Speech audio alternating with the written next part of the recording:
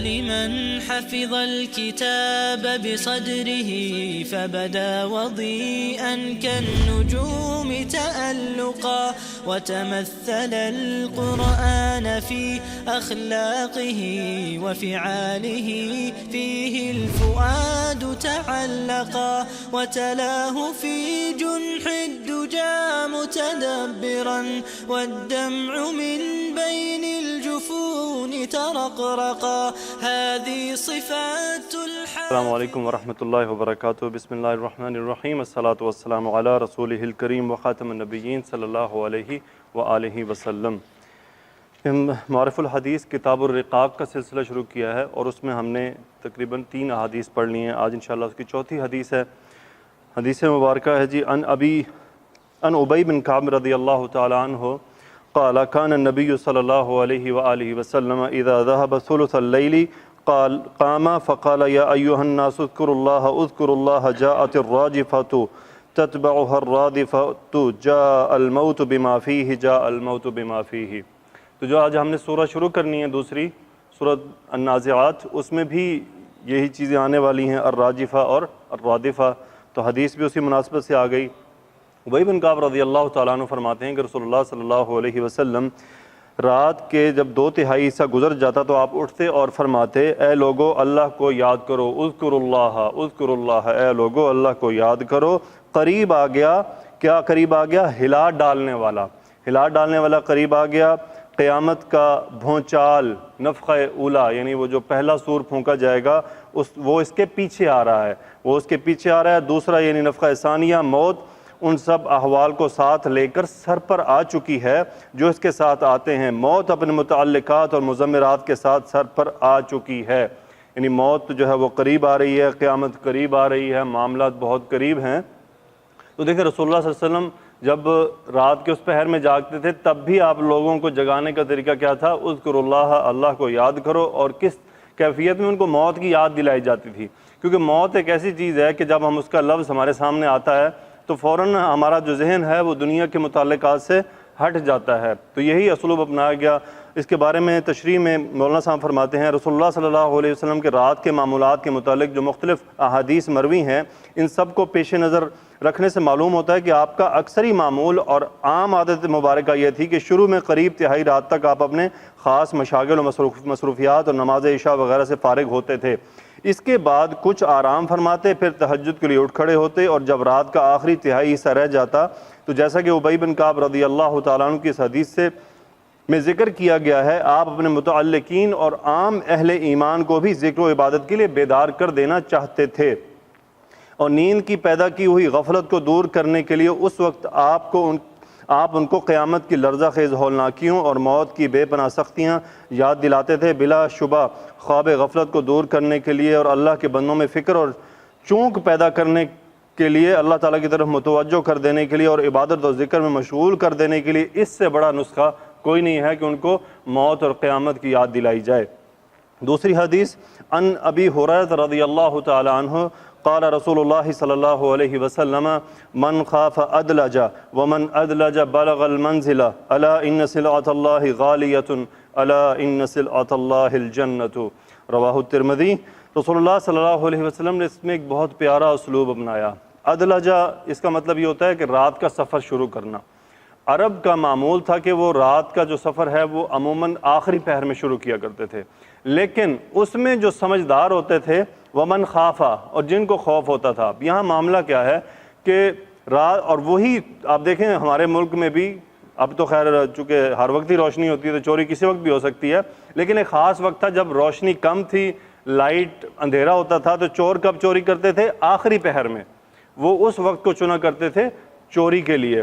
تو عرب میں بھی یہی معمول تھا کہ اس وقت وہ ڈاکہ زنی ہوتی تھی، رہ زنی ہوتی تھی، قافلوں کو لوٹا جاتا تھا، مسافروں کو لوٹا جاتا تھا۔ تو عقل مند جو تھے وہ کیا کرتے تھے؟ پہلے ہی سفر شروع کر دیتے تھے تاکہ ہم اپنی منزل کو اس چوری اور ڈکیتی سے پہلے ہی پہنچ جائیں۔ یہاں وہ اسلوب اپنایا گیا ہے، من خاف ادلجا، جو ڈرا اس نے سفر پہلے شروع کر دیا، ومن ادلجا، تو جس نے سفر شروع کر دیا، بلغ المنزل، اپنی منزل کو پہنچ گیا۔ الا ان سلعۃ اللہ غالیۃ، الا کا مطلب ہوتا ہے جان لو، جو ہی الا لفظ آتا ہے تو اس میں آپ کو اٹینٹیو کیا جا رہا ہے، الا جان لو ان سلعۃ اللہ غالیۃ، سلعۃ کہتے ہیں سامان کو، کہ اللہ تعالیٰ کا جو سودا ہے وہ کیا ہے؟ مہنگا ہے، غالی ہے، مہنگا ہے، غالیۃ ہے۔ الا جان لو ان سلعۃ اللہ الجنت، جان لو کہ اللہ کا سودا کیا ہے؟ وہ ہے جنت۔ اب یہاں سودے سے مراد کیا ہے؟ قرآن پاک میں ہے ان اللہ اشتری من المؤمنین انفسهم واموالهم بان لهم الجنہ، اللہ نے مومنوں کی جانوں کو کیا کر لیا ہے؟ خرید لیا ہے، پرچیز کر لیا ہے۔ کس کا عوض؟ جنت کے عوض۔ سو ہماری جانیں خریدی ہوئی ہیں اور ان کی قیمت کیا ہے؟ جنت۔ تو ہم آلریڈی بک چکے ہیں، لیکن یہ ہے کہ ہم اس کے اوپر عمل کب کریں گے؟ جب ہم اللہ کی باتوں کو مانیں گے۔ یہاں پہ جو باتیں اس تفسیر میں لکھی ہوں میں آلریڈی آپ کو بتا چکا ہوں کہ ادلجہ سے کیا مراد ہے۔ یہاں جو صلۃ اللہ غالیہ سے مراد انہوں نے لیا وہ یہ لیا ہے کہ رسول اللہ صلی اللہ علیہ وسلم نے بتلایا کہ بندہ اللہ تعالیٰ سے جو کچھ لینا چاہتا ہے وہ کوئی سستی اور کم قیمت چیز نہیں ہے، یوں ہی مفت دے دی جائے، بلکہ وہ تو نہایت گراں قدر بیش قیمت چیز ہے جو جان و مال اور خواہش نفس کی قربانی سے ہی حاصل ہو سکتی ہے۔ وہ چیز کیا ہے؟ جنت۔ اللہ سبحانہ و تعالیٰ سے دعا ہے کہ یا اللہ ہمیں بھی یہ جنت خریدنے کی توفیق عطا فرما، ہمیں وہ اعمال عطا فرما جس سے ہمیں یہ جنت حاصل ہو جائے۔ جزاکم اللہ خیرہ۔ آگے جی سورہ عبسہ کا آخری پورشن۔ سورہ عبسہ میں پہلا جو پورشن تھا وہ رسول اللہ صلی اللہ علیہ وسلم اور عبداللہ بن ام مکتوم رضی اللہ تعالیٰ عنہ کے مابین جو معاملہ تھا اس کے اوپر تھا۔ اس کے بعد دوسرے پورشن میں اللہ تعالیٰ نے انسان کی ناشکری کو بتایا کہ انسان کو اللہ نے پیدا کس سے کیا، انسان کتنا ناشکرہ ہے۔ اب اسی انسان کی ناشکری کو مزید آگے لے جایا جا رہا ہے کہ اب انسان ناشکرہ تو ہے لیکن اسے غور کرنا چاہیے، اسے شکر کی طرف آنا چاہیے۔ شکر تبھی ادا ہوگا جب میں اپنے اوپر ہونے والے انعامات کی طرف غور کروں گا، تبھی میرا دل جھکے گا۔ میں غور ہی نہیں کروں گا، اگر میں کہوں کہ یہ میرا جو کچھ اللہ نے سو مجھے دیا ہے یہ میں نے اپنے ہاتھوں سے کمایا ہے تو پھر شکر فارغ ہو گیا، پھر شکر نہیں آ سکتا۔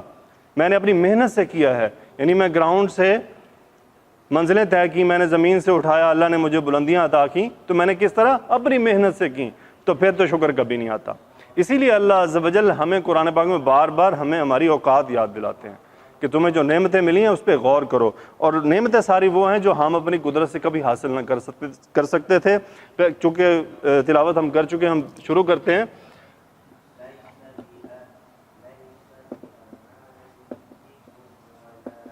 فَلْيَنظُرِ الْإِنسَانُ إِلَىٰ طَعَامِهِ۔ اس سے پہلی سورہ میں کیا تھا؟ سورہ طارق میں فَلْيَنظُرِ الْإِنسَانُ مِمَّا خُلِقَ، انسان کو چاہیے کہ وہ غور کرے کس چیز سے پیدا ہوا۔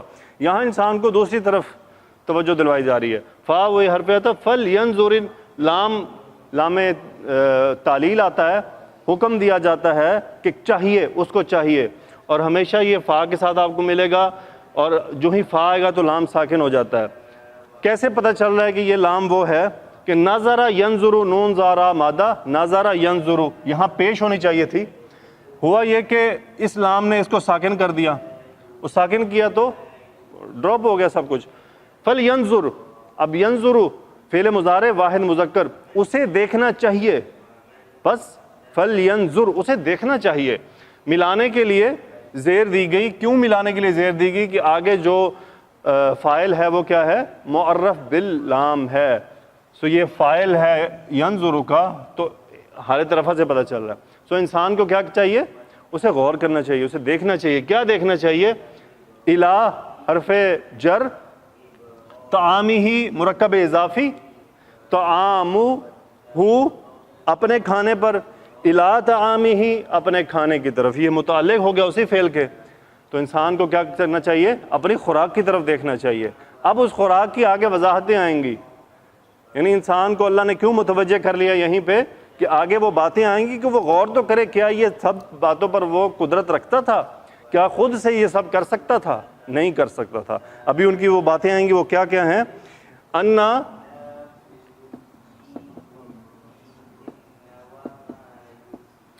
سبب نل ماء سبن، اس کو اگر ہم یہاں فی الحال چھپا لیں، سبب نل ماء سبا، سبب نہ، اس میں کون سا صیغہ ظاہر ہو رہا ہے؟ ماضی، اور ہم نحنو کا، سب سبا سبو سبت سبتا سببنا، سببتا سببتما سببتم سببتی سببتما سببتنا سببتو سببنا. اور سبا یسبو اس کا مطلب کیا ہوتا ہے؟ پہلے بھی آ چکا ہے، برسانا، انڈیلنا. بیسیکلی کیا ہے؟ پانی کو، کسی بھی لیکوڈ چیز کو اوپر سے انڈیلنا. اس کو کیا کہتے ہیں جی؟ سبا یسبو، سبن. سو سببنا، نحنو اس کا فاعل ہے، ہم نے لپیٹا، ہم نے انڈیلا. اور سبا غیر صحیح فعل ہے، مضاعف ہے کیونکہ اس میں تکرار ہے دو مادوں کی، صاد با با، مرجنگ ہو گئی وہاں سبا یسبو. سببنا ہم نے انڈیلا. کیا انڈیلا جی؟ ما مفعول، ہم نے پانی انڈیلا. اب پانی صاف اللہ کہاں سے انڈیلتا ہے؟ آسمان سے. تو ترجمہ مفہوماً کیا ہوا کہ ہم نے بارش برسائی. اور تاکید لانی ہے، فاعل کون ہے؟ نحنو.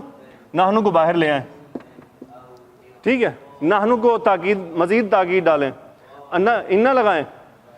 انا کیا کرے گا؟ نحنو کو انا بن جائے گا. انا یہاں آ رہا ہے انا کیونکہ جملہ کنٹینیو ہے، یہ جملے کے بیچ میں آیا ہے. فَلْيَنْظُرِ الْإِنسَانُ إِلَىٰ طَعَامِهِ أَنَّا صَبَبْنَا الْمَاءَ صَبًّا. پھر یہ آیت کنٹینیو آگے یہ لال آ کے ساتھ ہے. انا سببنا، ہم نے کیا کیا؟ پانی برسایا.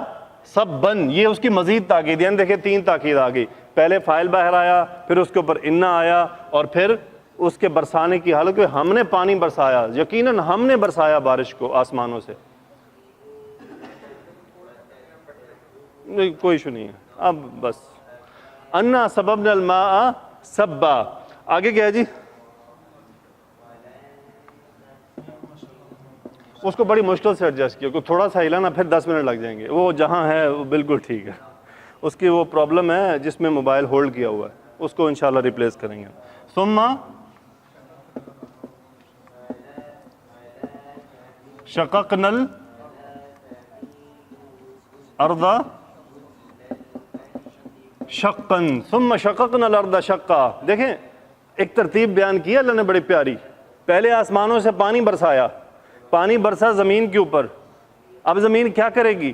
سیراب ہوگی. سیراب ہونے کے نتیجے میں کیا ہوگی؟ شقا یشقو، پھٹنا. شین قاف کاف مادہ مضاعف ہے، مرجنگ ہو رہی ہے، غیر صحیح فعل ہے. شققنا سیم. پھر ہم نے کیا کیا؟ پھاڑا. شققنا کس کو پھاڑا؟ یہاں پہ نحنو فاعل ہے، ارضا مفعول ہے. ہم نے پھر کیا کیا؟ زمین کو پھاڑا.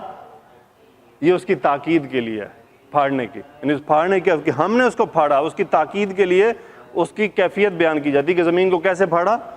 اچھا ایک پھاڑنا ہوتا ہے بالکل آدھا آدھا کر دینا، وہ انفطرا ہوتا ہے. لیکن یہ کیا ہے؟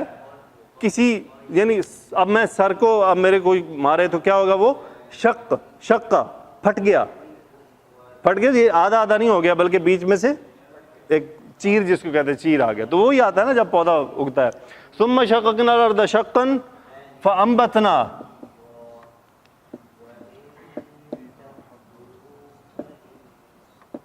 فانبتنا بها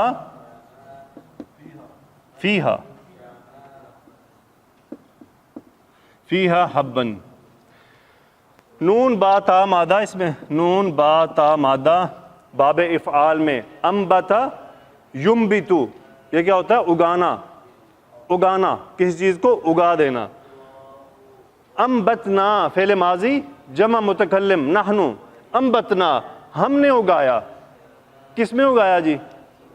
فیہا، یعنی زمین پھٹی. فانبتنا ہم نے اس میں اگایا. فیہا کیا جی؟ حبن. کس کو کہتے ہیں جی؟ حبن، دانا، بیج. ہم نے اگایا بیج کو. اب یہ ساری پریکٹیکلی چیزیں ہمارے سامنے ہیں، یعنی قربان جائیں ترتیب کے اوپر دیکھیں. پہلے پانی برسایا، پھر زمین پھٹی، سیراب ہوئی. اس میں سے کیا ہم نے اگایا؟ کس کو؟ بیج کو. فانبتنا فیہا حبا وعنبا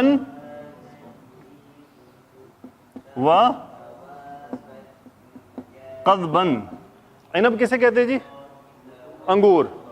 اور ہم نے اگائے انگور، حالت نصب میں آ رہا ہے، وہی مفعول ہے. فانبتنا کا پھر جواب آ رہا ہے. کیا اگایا؟ حبن دانے کو، وعنبا اور انگور کو، وقضبا ترکاری. کیا جی؟ ترکاری کو. اس کے ڈیفرنٹ میننگ لیے گئے ہیں. کسی نے کھیرا بھی کہہ دیا، تو یہ اب آپ تفسیر میں جائیں تو آپ کو ڈفرینٹ اقوال مل جاتے ہیں. تو نارملی کیا ہے؟ ترکاری. ترکاری کسے کہتے ہیں جی؟ ویجیٹیبلز. اب دیکھیں یہاں پہ اللہ نے سپریشن کریٹ کی ہے. وَعِنَبًا وَقَضْبًا, یہاں انسانوں کی خوراک کا ذکر ہے, تھوڑی دیر بعد انسانوں کی خوراک سے بات آگے جائے گی. وَعِنَبًا وَقَضْبًا وَزَيْتُونًا, اور زیتون کو, نخلاً, اور کس کو جی؟ کھجور کو, اور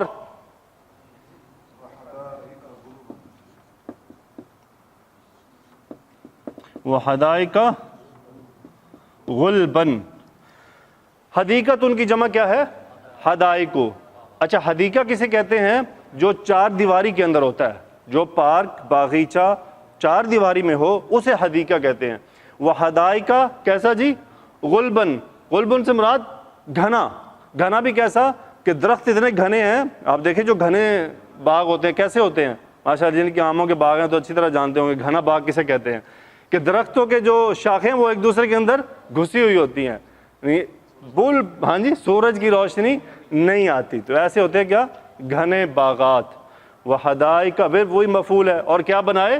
حدائق غلبن, گھنے باغات. آگے کیا ہے جی؟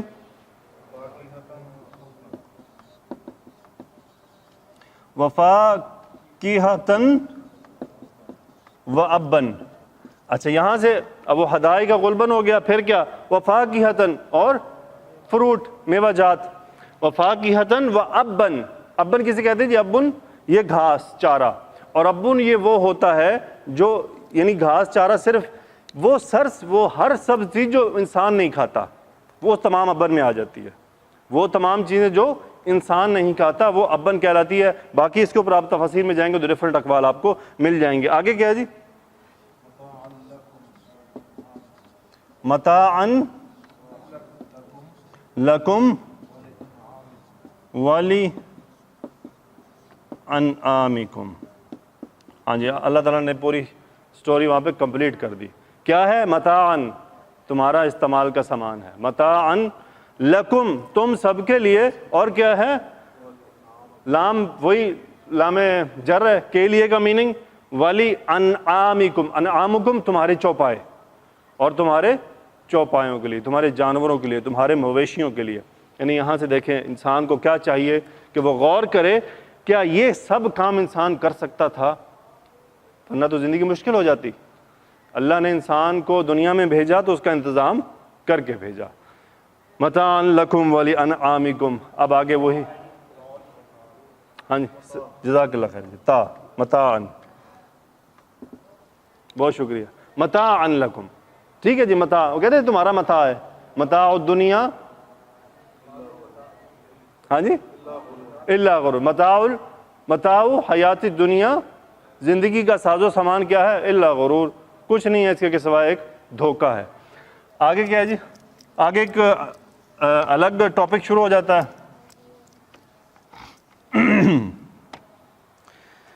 اب وہاں پہ پھر ہمیں لے جایا جا رہا ہے کدھر؟ چلو ذرا غور کرو تمہارے ساتھ ہونا کیا اور تم نے کرنا کیا ہے.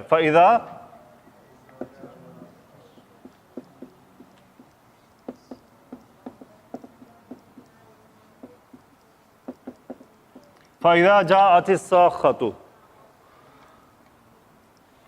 جب جاء یجیء ٹو کم. اب جاءت واحد مؤنث, تاء کے نیچے زیر کیوں ہے؟ آگے جو فاعل ہے وہ معرفہ ہے, الف لام سے آ رہا ہے تو ملانے کے لیے زیر دی گئی. ساخہ, ساختن ہوتا ہے کان پھاڑ دینے والی. قیامت کی یہ ایک وہ ہے نشانی ہے, اس کے بارے میں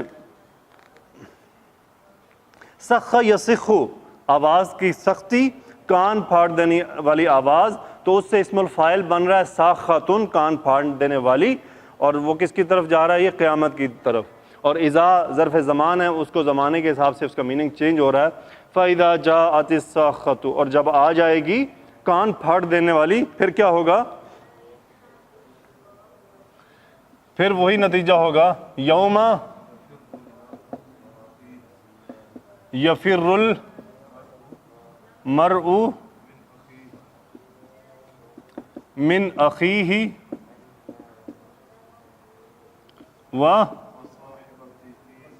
امی ہی نہیں ہے پہلے، وہ امی ہی و ابی ہی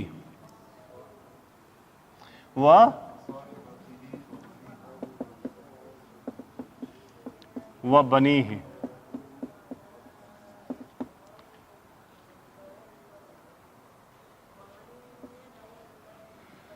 لیں جی نتیجہ نکل آیا.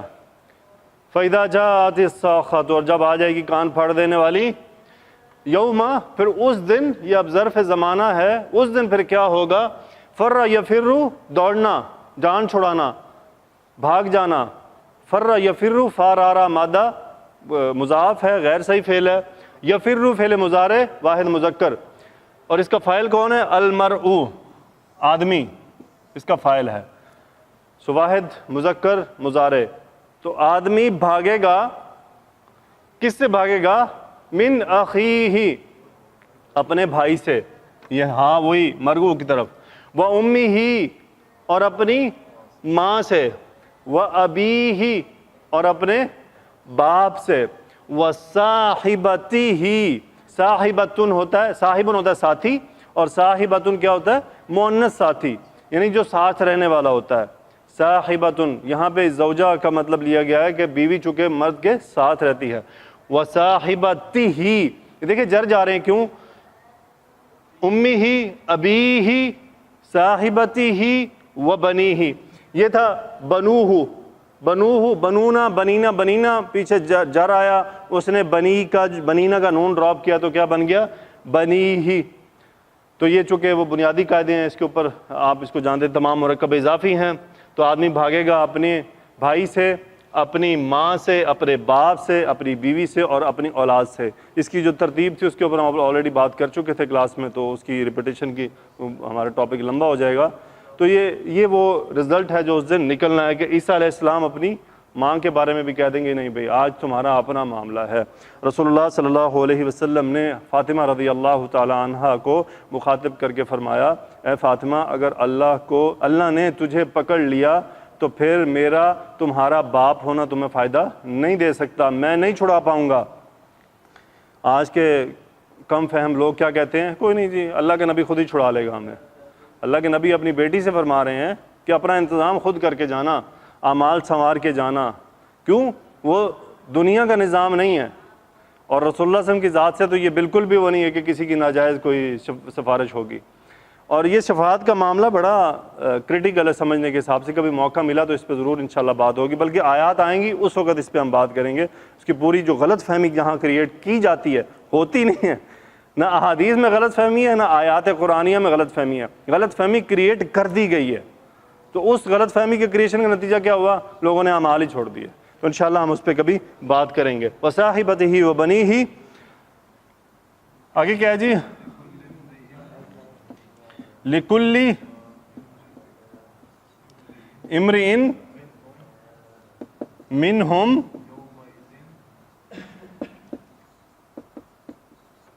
يَوْمَئِذٍ شَأْنٌ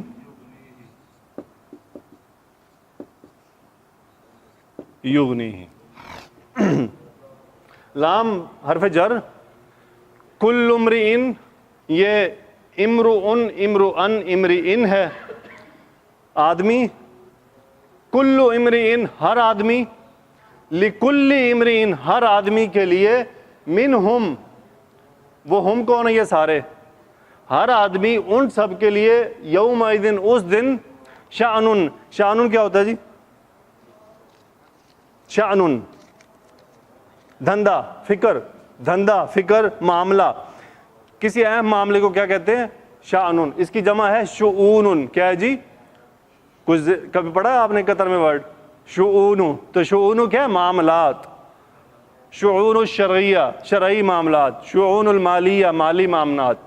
صحیح ہے جی؟ تو یہ جو وزارتوں کے باہر نام لکھے ہوتے ہیں اس لیے وہ شؤون الداخلیہ، داخلی معاملات. تو وہ شأن کی جمع ہے شؤون. سو شأن نکرہ آ رہا ہے، مطلب ہر معاملہ. ہر آدمی اس دن ان سب سے ہر کام کے لیے کیا ہوگا؟ غین نون یا مادہ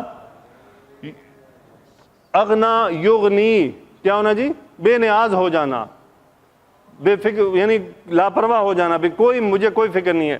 یغنی ہی وہ آدمی ہی اس شان کے یعنی ہر معاملے سے کیا ہوگا؟ بے نیاز ہو جائے گا، اس کو کسی کی کوئی فکر نہیں ہوگی، نفسا نفسی کا عالم ہوگا، ایک نفسا نفسی کا عالم ہوگا، ہر آدمی کو اپنی پڑی ہوگی، اسے کسی کی کوئی فکر نہیں ہوگی. دنیا میں جس سے محبت کرتا تھا، جن کے لیے اس نے اپنی ساری زندگی کھپا دی، قیامت قائم ہوتے ہی اس کا ان سے کوئی واسطہ نہیں ہوگا. ہر آدمی اپنا کرے گا، بھائی مجھے تم سے کوئی لینا دینا نہیں ہے. باقی ہم اچھی طرح جانتے ہیں اس کی مزید کیا تفصیلات ہیں. آگے کیا ہے جی؟ وجوہ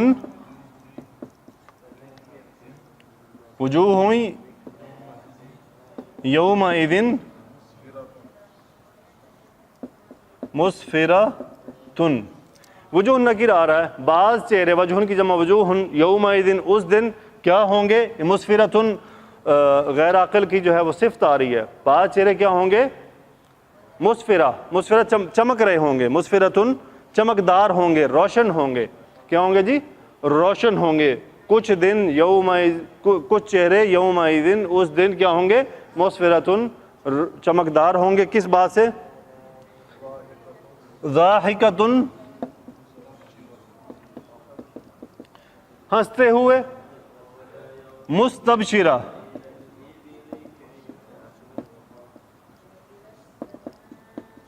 ہاں جی، مستبشرۃ شگفتہ، شاداں، خوشی کے آثار. تو اب یہ تمام صفات ہیں کس کی؟ انہی چہروں کی. وجوہ یومئذ مسفرۃ چمکدار ہوں گے، ضاحکۃ ہنستے ہوئے ہوں گے، مستبشرۃ خوشی سے شاداں ہوں گے، کیونکہ انہوں نے اعمال ایسے کیے ہوں گے کہ اچھا یہ جو مومنوں کا حال ہے نا، جن کے لیے جنت کا فیصلہ ہو چکا ہوگا، وہ جو ہی قبروں سے اٹھیں گے تو وہ بے فکریوں میں اٹھیں گے، انہیں کوئی کیا ہے جی؟ فکر لاحق نہیں ہوگی، وہ امن میں ہوں گے. اس کے بارے میں بہت ساری قرآن کی آیات ہیں. آگے کیا ہے جی؟ یہاں پہ ایک حدیث تھی، میں نے نوٹ کی تھی آپ سے شیئر کرنے کے لیے. یوم یفر المرء من اخیہ و امہ و ابیہ و صاحبتہ و بنیہ لکل امرئ منہم یومئذ شأن یغنیہ. خدیجہ رضی اللہ تعالیٰ عنہ نے رسول اللہ صلی اللہ علیہ وسلم سے اپنے 2 بچوں کے بارے میں سوال کیا کہ وہ کہاں ہیں، وہ کہاں ہوں گے اس دن. آپ نے فرمایا وہ جہنم میں ہوں گے. خدیجہ رضی اللہ تعالیٰ عنہ پہ یہ بات بہت بار گزری، ان کو غم ہوا. تو آپ نے فرمایا اگر تمہیں ان کے حالات دکھا دیے جائیں تو تمہیں ان سے نفرت ہو جائے گی. تو قیامت کے دن وہ احوال ایسے ہوں گے کہ ماں باپ، بہن بھائی، شوہر بیوی، بیٹے سب ایک دوسرے سے بری الذمہ ہوں گے. اچھا، وجوہ یومئذ علیہا غبرۃ، غبرۃ ہوتا ہے گرد و غبار. بعض چہرے اس دن علیہا ان پر کیا ہوگا؟ غبرۃ غبار ہوگا. پھر کیا ہوگا؟ ترہقھا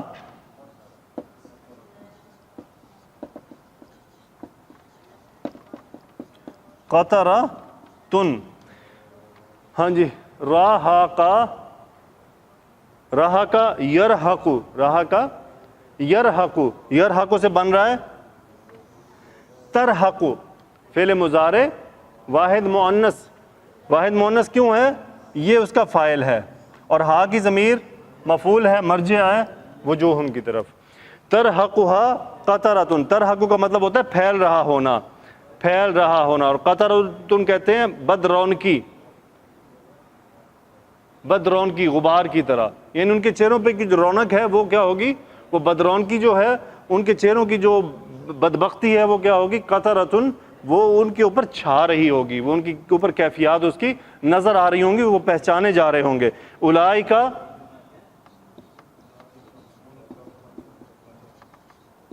ہم الکفرۃ